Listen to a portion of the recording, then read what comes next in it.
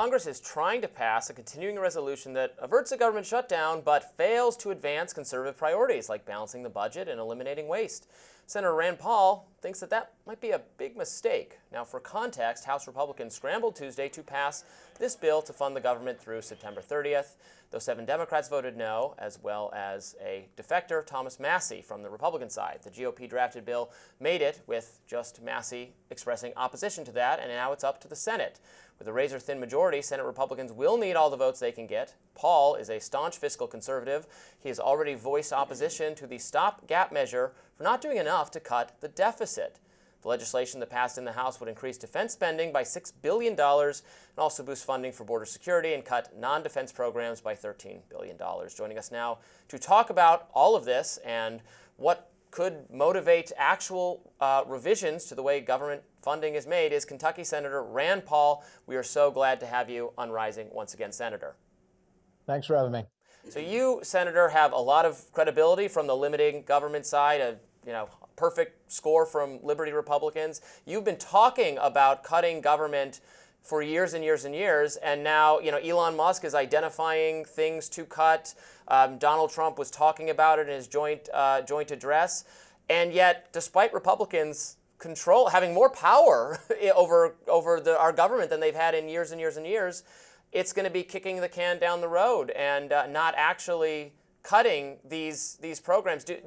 Are they being honest with the American people about the fact that these cuts will not actually be permanent, the things Elon is doing, unless you all vote to make them so?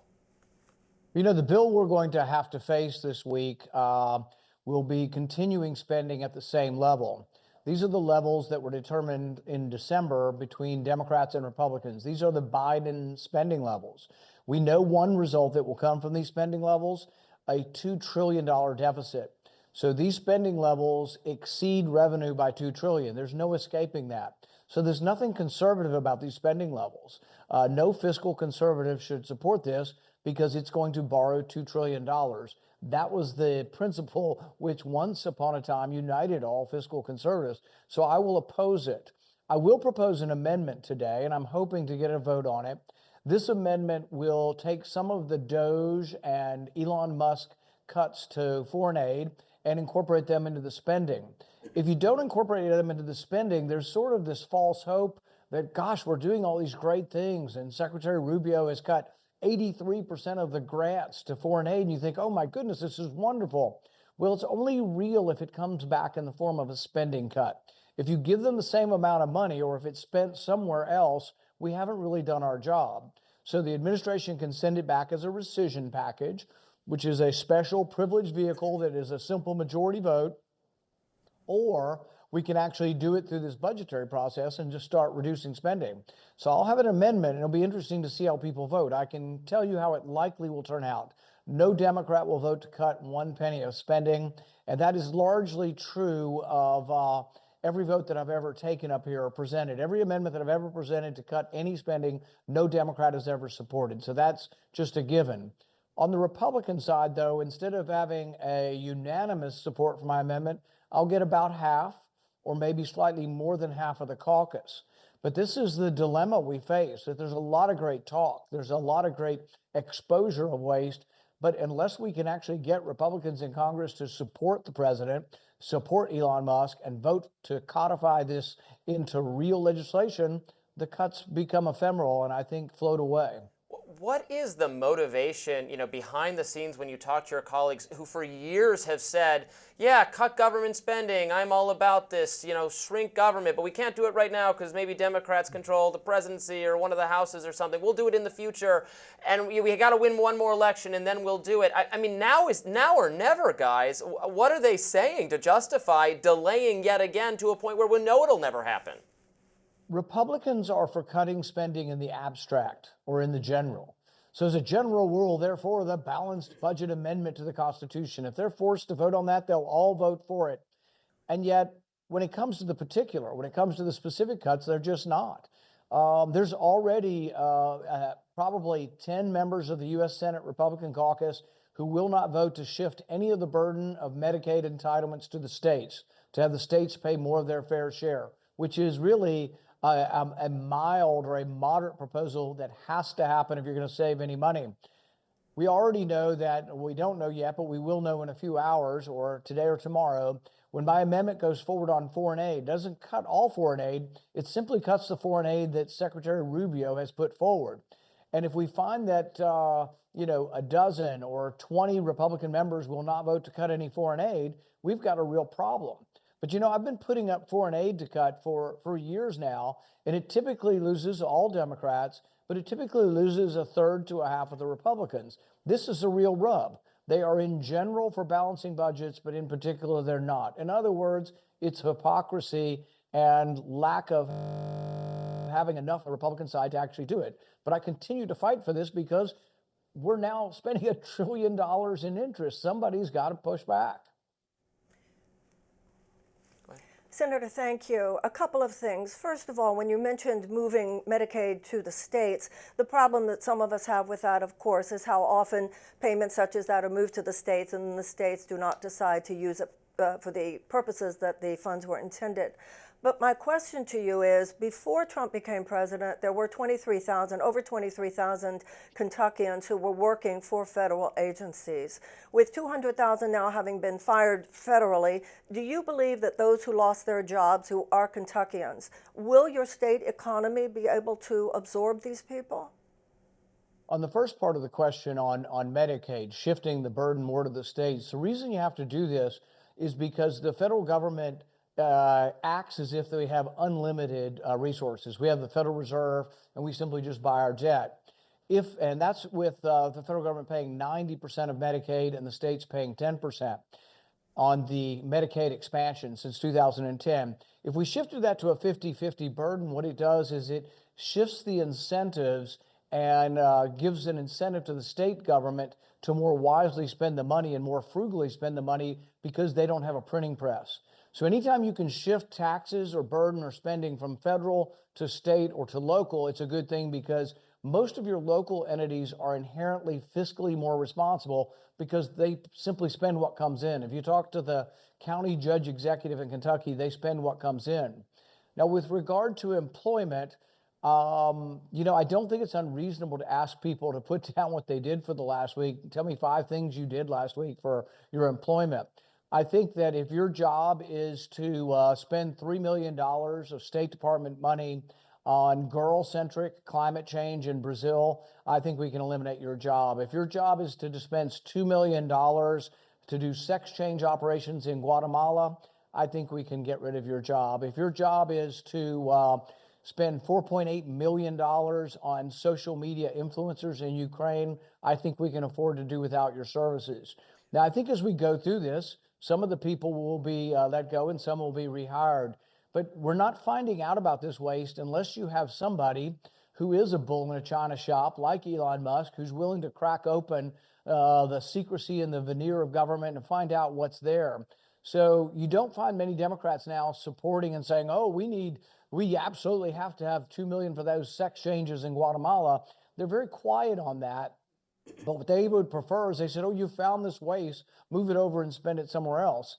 But the reason it needs to go back to the Treasury and why the workforce needs to shrink is because we have a $2 trillion deficit. And I'm not arguing for no government. We bring in $5 trillion in revenue. I'd be satisfied with a $5 trillion government. That's still a pretty big government. That still would employ a lot of federal workers.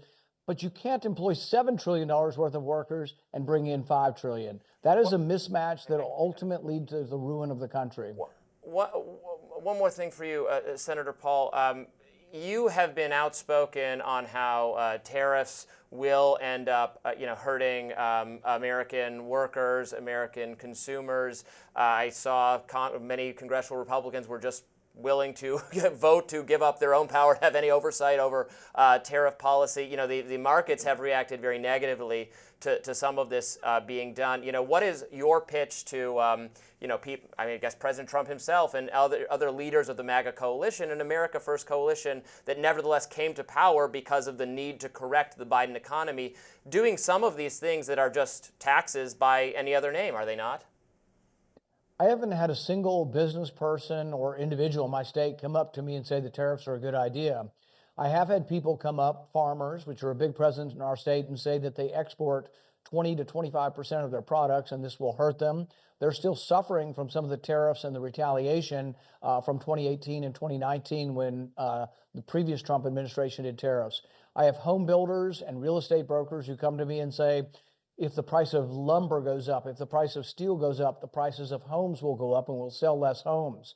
I have the bourbon distillers coming to me, which is a big industry in my state, and they say, well, the retaliation that Europe is placing on us and Canada is placing on us on our bourbon, we'll export less bourbon. So we have shippers in our state, people who ship internationally as well as across the U.S. They are worried that their shipping will go down as well. So I really haven't had anybody come to me and say, please, please put tariffs on us. We have car manufacturers. We make the Corvette, we make the Toyota Camry, we make the Explorer 100. So we have 3 different major car companies, and they are all saying that car prices will go through the roof. Some are saying $9,000 to $10,000 increase. So it's funny how they're so popular, because the president is popular and he's a popular salesman. But the thing is the economic fallacy of tariffs will become readily apparent. The marketplace understands this. If you look at graphs and comparisons of international trade over the last 5 decades and GDP, they're proportional. The more trade, the higher the GDP for all countries. If you look at the elimination of poverty around the world, the number one driver of that is trade. 100,000 people every day are coming out of poverty because of trade.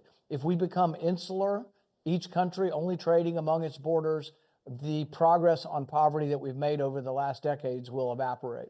You agree with that, Marianne? Absolutely. And obviously what we all want, of course, is the eradication of poverty. I want to go specifically into the issue of poverty in Kentucky. I understand the general conversation and argument that you have about DOGE. Going back, though, to the people in Kentucky who were working for the federal government, there's no indication that any of them were part of sex change operations in Guatemala. These are people who've worked for parks, medical research, prisons, etc. So once again, is there a way for the economy in Kentucky to absorb these people who will now need jobs? Well, I think we have to look at every job individually. So, for example, Mammoth Park is about 45 miles north of me. It's a national park. I'm not for firing anybody at the national parks. I'm not aware that they are being fired, and if they are, we'll look at that and we will protest that. But as far as overall government hiring, overall employment, we have to have a smaller workforce. And so you can't just say in general, what about 23,000 people? You'd have to say, what about this position? What is their job and how many people do the job? If you have 10 people doing the job of one person, you're going to have 9. It isn't about where they're from or the parochial interest. It's about how many are the fewest number of people we need, because we're spending $7 trillion and bringing in $5 trillion. So it is about the overall picture. It can't be, oh, what do you think about these workers? What I think about is what's happening to the country. What I'm thinking about is a $2 trillion deficit this year on top of $36 trillion. We're going to be approaching 40 within about a year. So this is unsustainable, and nobody has a malicious wish towards workers. We want the workers that are doing their job to keep their job, and I'll always fight for that. But I can't do it in the context of saying, oh, we just must keep everyone. Government has to get smaller, and so we have to look everywhere and try to make the federal government smaller. And unlike so many of your colleagues, you have a plan to actually do that you're willing to vote for. Senator Paul, it is always such a pleasure to have you on Rising to talk through some of these issues. Really appreciate it. Thank you, Senator. Thank you. Up next, Bill Maher has a stunning prediction for the Democratic Party. Stay tuned.